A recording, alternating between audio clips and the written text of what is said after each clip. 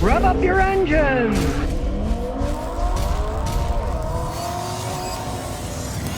Only in New York City, okay? A homeless New York City migrant, he stole the historic FDNY boat, went around, stole another boat, then they let him free without bail, and then he went and tried to steal another boat. Only in New York City, you know? This homeless migrant in New York City, he was busted riding a historic fireman boat, but then he swiped a sailboat for another ride, and they released him without bail on Friday.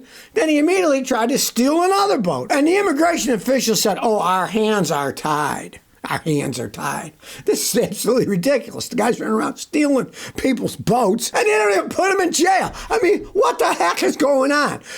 Boats are expensive, right? So you steal a boat, that's pretty much a felony, right? You're supposed to go to jail for felonies. But I guess New York is so screwed up in their laws in the city that they don't know which end is up. You might be trampling this migrants' rights to steal boats. Juan Hernandez, 22, is from Ecuador, right? First, he steals this John Harvey ex-fire department boat, goes on the Hudson River, then he steals another sailboat, Chelsea, and they grab the guy. But then they let him out without any bail. They didn't even make him put out bail, and then he tried to steal another boat. Well, I'll tell you, it makes you wonder what's going on in New York. No wonder I have met various police officers that moved to Tennessee from New York City, and they said, they tie our hands. I couldn't take it anymore in New York City. They find guys, they arrest them, and then the judges just let them out without bail. And they go and do the same thing again. And they wonder why they got problems in New York City. Gee, too much nonsense going on. Oh, you can't trample this man's right. He has the right to steal boats, I guess. That must be what the judge is saying, you know. Then he goes right back on and tries to steal another one. But at least the guy in the boat chased him away. There was somebody on that last boat. I guess the other ones, nobody was on it. There was just somebody actually on it. He said, "What are you doing? Get off of here." Well, here's an interesting one. The Senate just struck down the Biden administration climate regulation targeting car emissions. Now, what are they talking about? Well, Senator Kevin Cramer explains, few things are more frustrating in government than unelected bureaucrats asserting authority they don't have. And I agree entirely, although I would even include the politicians because they don't know what they're talking about when it comes to anything scientific, you know.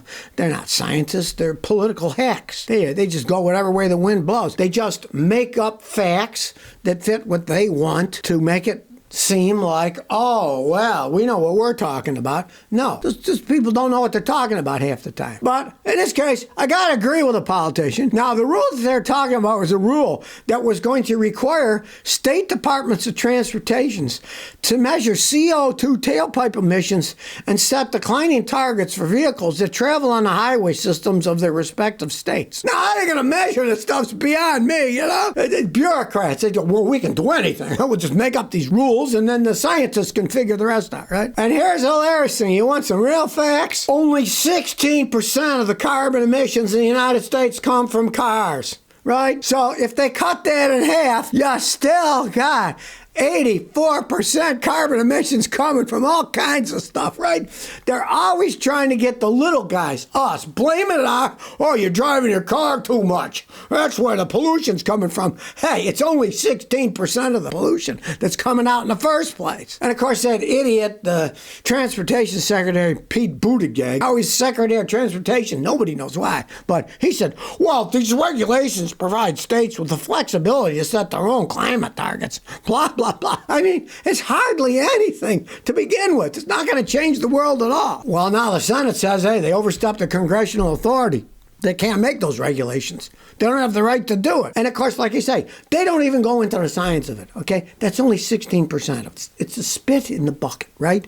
But go after us poor people driving our cars. Don't go after the big industry that's throwing most of the crap out, right? Go after the little guy, right? Ulysses says, should I buy a new Corolla? I got a 2014 Chevy Sonic that has problems, transmissions messing up. I'm going to get a new car. Should I still get a 2024 Corolla? Yes, but I'll tell you, if you do, get a Corolla hatchback, because Corolla hatchbacks are still made in Japan.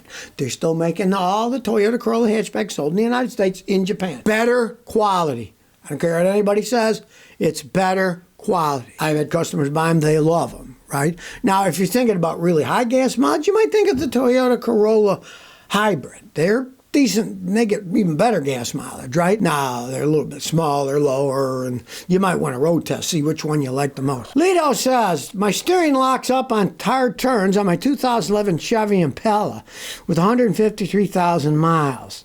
Every time I make a U-turn or a real hard left with the wheel turned all the way left only, it seems to lock up. I changed the wheel hub bearings and changed the ABS module. I got in alignment. It's still doing it. What could it be? It only does it when you're turning left. Well, I hate to be the bearer of bad news, but from my experience with those, you're going to need a new power steering rack. Now, most cars by then had electric power steering, but the Impalas didn't. You still got a hydraulic system in there, right? And if it does it on one side, not the other, it means that that side of the power steering system is wearing out. Now, you might try this. I have a video, fixing binding power steering. Do that flush that I have in that video on YouTube, fixing binding power steering. You flush it out and then put new fluid in. If it fixes it, thanks Scotty for saving you a fortune. Because replacing a rack on that car costs a lot of money. One, most guys aren't going to buy a new one. They cost too much. They're going with a rebuilt one. Often the rebuilt ones either don't work right or they don't last very long. Try to flush it out with the flush, put new fluid in,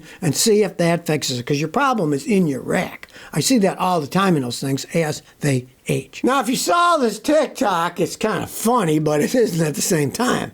A Tesla Model 3 trapped a woman inside her car, and it got up to 115 degrees because she was updating the software, and it told her, oh, don't roll the windows down, don't open the doors while you're upgrading your software. So for 40 minutes, she was locked inside of her car. Now, she said she was following Tesla's rules because, and I quote, the rules say, vehicle functions, including some safety systems that opening or closing doors or windows, may be limited or disabled when installation of software is in progress, and you could damage the vehicle. Do not attempt to open doors or windows during the installation. So she did, and it got real hot inside. Hey, she should have used her noggin. Do it in the garage. Do it in the shade. Don't do it in the sun. And if you are doing it in the sun, roll the windows down first. Then upgrade the stupid stuff, right? Now, they do have auxiliary manual cables to open the door, but get this. Tesla warns against using the manual door mechanism opening, saying it should only be used when the car has no power. So she was afraid she was going to damage the car. So she sat there and roasted in her Tesla. And this kind of shows me the stupidity of people who are buying Teslas, because she said she's going to continue with her Tesla for many years because she likes it. These people, you know, you could slap them in the face and they'll come back for more. They're like believers. They believe in this stuff. Oh, it's the holy Tesla. We believe in it all. Let's all bow to the holy Tesla, right? Hey, maybe it'll be like Darwin Awards. They can all roast themselves in their cars and stuff. They'll become extinct. And then we smart people will continue to go and evolve, and we'll just stay away from Teslas.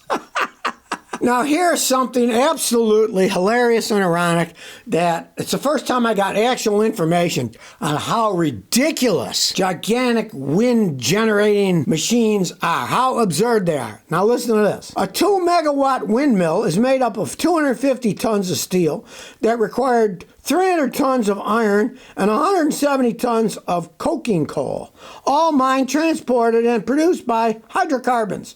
A windmill could spin until it falls apart and never generate as much energy that was invested in building it in the first place. Well, thanks to Eric Hardigan for that information. It's all politics. Ethanol in gasoline, right? Ethanol is like a net 24% loss energy production. You're creating alcohol to burn in gasoline. In the case, if you're doing E85, it's 85% ethanol, 15% gasoline, right? Well, they got to grow the corn. They got to fertilize the corn. They got to move the corn. They got to turn the corn into alcohol. And all the hydrocarbon energy that's used to create that, when you burn it, in totality, you've lost 25% energy. You get some, of course, but you're losing a net loss of 25% energy. So why are we doing it? Because the farmers love it. They're selling corn for lots of money, right?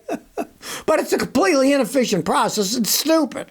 But same thing with this, you know? Oh, the windmills. windmills. Look at the energy you put into building these windmills with hydrocarbons. You're never going to get that back, and they won't get it back either. And the guy even said, over the lifespan, as we found out, the lifespan isn't that long, and then they got to fix them if they do fix them. There's one down here in Rhode Island. I can see it from my house that hasn't worked in 16 years. It broke. They couldn't fix it, so it just sits there because it costs too much money to take it apart, right? If they keep fixing them, they put even more money in, and they become even more negative. They put so much more money into them that they ever get out. Makes your head spin. So if you never want to miss another one of my new car repair videos, remember to ring that bell.